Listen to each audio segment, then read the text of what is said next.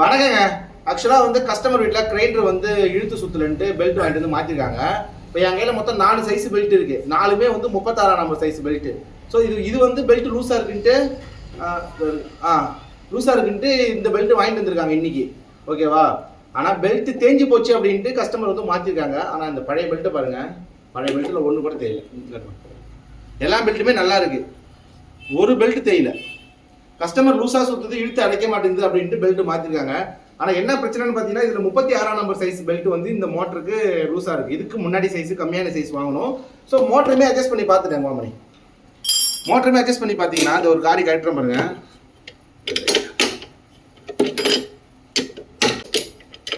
Full adjustment பண்ணியாச்சு. இதுக்கப்புறம் motor வந்து இந்தாண்ட பக்கம் தள்ளவே முடியாது. இப்படி வேணால் அட்ஜஸ்ட் பண்ணலாமே தவிர இப்படி தள்ள முடியாது. ஸோ சின்ன சைஸ் பெல்ட் வாங்கிட்டு வந்தீங்கன்னா இதுக்கு பொருந்தும். ஸோ வந்து கஸ்டமர் வந்து அவங்களே மாற்றிருக்காங்க.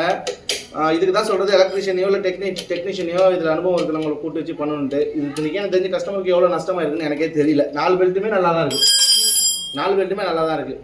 ஸோ வந்து இந்த மாதிரி நீங்களாக பண்ணுறேன்னு நினச்சிக்கிட்டு இந்த மாதிரி பண்ணுறாதீங்க, காசு தான் வேஸ்ட்டு. ஸோ வந்து ப்ராப்பராக வந்து அதுக்கான ஆலோசனை பண்ணிவிடுங்க.